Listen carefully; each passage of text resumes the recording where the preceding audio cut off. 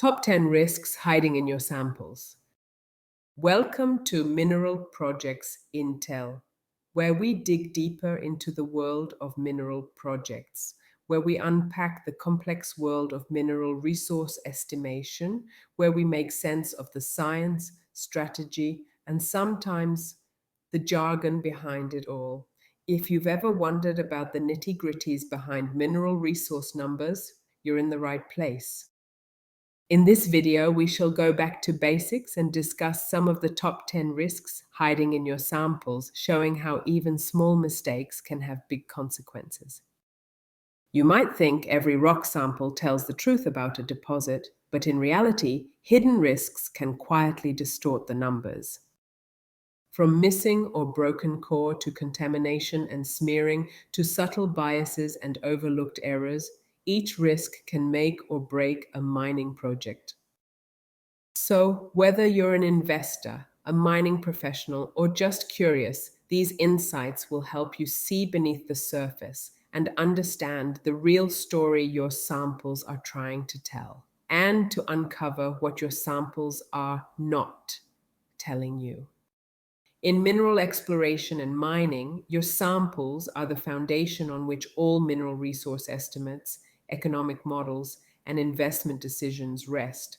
However, hidden risks in your samples can quietly undermine even the most sophisticated models.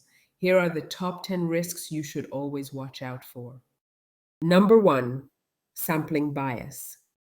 Bias occurs when some parts of the ore body are more likely to be sampled than others, often unintentionally.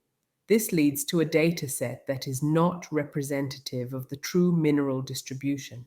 For example, favoring visually mineralized core over barren intervals skews grade estimates upward. However, if your geological envelope already excludes barren intervals based on valid geological reasoning, contacts, alterations, structures, lithology, then not sampling the barren material outside the mineralized domain is not bias. In fact, it's good practice. Number 2, poor sample recovery. Let's start by talking about what sample recovery actually is. When we drill into the ground, we use a hollow drill bit to cut out a cylinder of rock. This is called core. Ideally, if we drill 1 meter down, we should get 1 meter of rock back in the core tray. But sometimes we don't. Maybe the rock is badly broken or crumbles as it comes out. Maybe the drill hits a very soft, clay-rich section or even a highly mineralized zone that just falls apart. So instead of 1 meter of solid rock, we might only get 50 centimeters. That's called low recovery, and it's a big deal. Here's the problem. If half the rock is missing, then half the information is missing too. And when the missing bits happen to be the richer or more mineralized parts, our assays, our lab results will underestimate the grade. But sometimes it's the opposite. If the soft, barren material washes away and only the harder, richer pieces survive, we might overestimate the grade. Either way, the numbers we see on paper aren't telling the full story. To move forward, geologists sometimes have to make assumptions to fill in the missing pieces, but that introduces uncertainty. It's like trying to guess the missing pages of a book. We might be right, or we might be completely off. And when millions of dollars hinge on those grades, uncertainty equals risk. And this is where it gets interesting, because core recovery isn't just a drilling problem, it's a data confidence problem.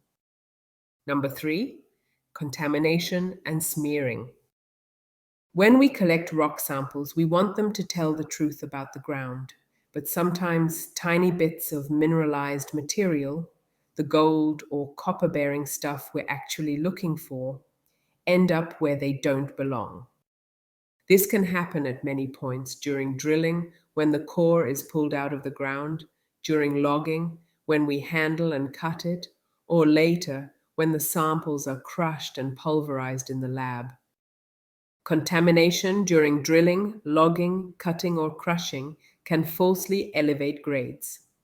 Smearing of mineralized material across sample boundaries is especially common in soft or friable ores. This risk is often overlooked during routine preparation because if contamination is happening regularly, it can artificially boost grades, making the project appear richer and lower risk than it actually is. So, as investors, what matters is this: we need to know the company is actively checking for contamination risk, because if they aren't, we could be making $1 million decisions based on numbers that aren't real. Number 4, incorrect sample identification and labeling. Mislabeled samples or swap tags can create data chaos. One simple mix-up in sample ID can contaminate entire batches of results, and the error may go unnoticed until late in the project, if at all. Here's another risk that sounds simple but can cause serious headaches: mislabeled samples. When rock samples are collected, each one gets a tag or ID to track exactly where it came from. If even one tag gets swapped or miswritten, it's like putting the wrong address on a letter. Suddenly, the information goes to the wrong place. In mining, a single mix-up like this can contaminate entire batches of results. And the scary part? Sometimes the mistake isn't discovered until much later in the project, if it's noticed at all. So, when you're evaluating a project, it's important to ask what checks are in place to make sure every sample is correctly labeled. Because even a tiny error here can ripple through the entire mineral resource estimate, creating risk where you might not expect it. Number 5, inconsistent sample preparation. Another risk to be aware of happens after the samples leave the drill site, during preparation in the lab. Rock samples go through several steps. They are crushed, split, and pulverized before analysis. If these processes aren't done consistently between batches, it can create systematic differences in the results. In other words, one batch might appear richer or poorer than another, not because the rock is different, but because it was prepared differently. This inconsistency makes it harder to compare results across the project and can mask the true variability of the deposit. So, when evaluating a project, it's worth asking, are the lab procedures standardized and strictly controlled? Because even small differences in preparation can subtly skew the numbers. Number 6, analytical errors. Here's something that often surprises people. Even accredited laboratories can make mistakes. These labs are professional and well equipped, but they're still run by humans and machines, and both can slip up. Maybe an instrument's calibration drifts slightly, or a batch of chemicals gets contaminated, or someone types in the wrong number while recording results. It doesn't happen often, but when it does, it can quietly throw off the data. That's why relying on a single assay result without any checks is risky. Good projects include duplicate samples, reference standards, and blanks to catch these errors early. Number 7, data entry and transcription errors. Manually entering results into databases invites human error. A misplaced decimal point or switched column can drastically change grades or coordinates, compromising mineral resource models. Let's talk about something that sounds small but can have huge consequences: data entry errors. In many projects, laboratory results still have to be typed manually into a database. And as we all know, whenever humans type numbers, mistakes can happen. A single misplaced decimal point can turn 1.2 grams into 12 grams, or mixing up columns can put the right grade in the wrong location. These kinds of slip ups might seem tiny, but they can ripple through the system and distort the entire mineral resource model. It's like building a house with one crooked brick. If it's near the bottom, the whole structure leans. That's why good projects have checks and safeguards to catch these errors before they sneak into the final numbers. This is why, even when geologists are handed what's called a clean database, and a nicely built geological model, they don't just take it at face value. They still spend a huge amount of time double checking everything before using it to estimate mineral resources. It's a bit like an accountant auditing every receipt before signing off on the financial statements, because if any piece of data is wrong, the whole mineral resource estimate can be misleading. This level of data validation is one of the most important steps in de risking a project. Number 8, sampling of weathered versus fresh material. Here's something that can quietly trip up even experienced teams. Not all parts of the rock behave the same way. Just like grades can vary between different rock types or alteration zones, they can also vary between weathered rock near the surface and fresh rock deeper down. These zones don't just differ in grade, they can also behave very differently during sampling, recovery, and lab preparation. If you simply treat all these zones as if they were the same at face value, you risk mixing apples and oranges, and that can introduce hidden bias into your estimates.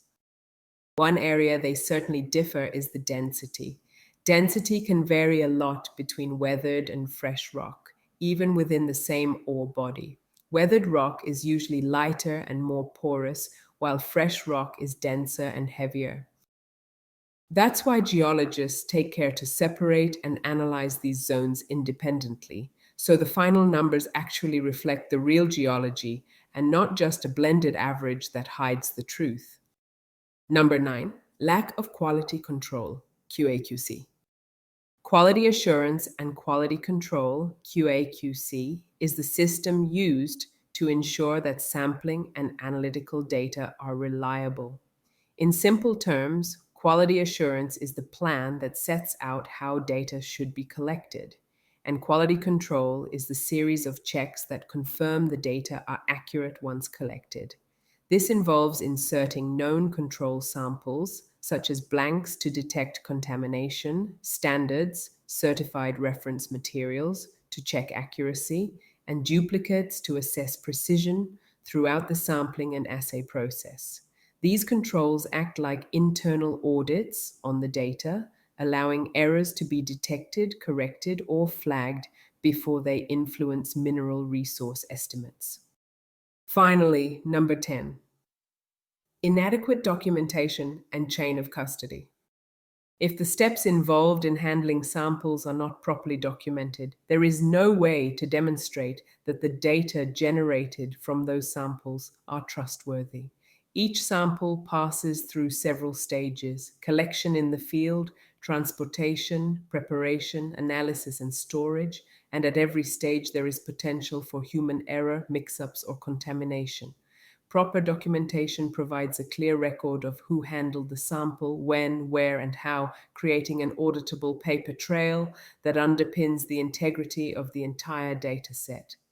Without this documentation, it becomes impossible to verify that the sample tested in the laboratory is the same one originally taken from the ground. For risk-averse investors, lapses in this documented chain of custody introduce a serious and often invisible risk. Any break in the chain creates opportunities for tampering, substitution, or accidental loss and misplacement of samples, all of which can distort reported results. Even a few compromised samples can skew averages, exaggerate grades, or conceal issues, ultimately leading to decisions based on unreliable information. In short, without secure and transparent chain of custody procedures, there is no way to confirm the authenticity of the data, making the results and the investment decisions based on them fundamentally unsafe. So here are some final thoughts that will summarize all that we have talked about in this video. Samples are the building blocks of your mineral resource. Hidden risks in sampling don't just affect individual assays, they cascade through your entire project, potentially leading to faulty mineral resource estimates and costly decision-making errors. Recognizing and managing these 10 risks early on helps safeguard the credibility of your data and the value of your project. I hope this presents some key risks that help you understand your project better. Please like, share, and subscribe for more of these videos. And if you have any suggestions for topics would like to see covered, please comment with your suggestion.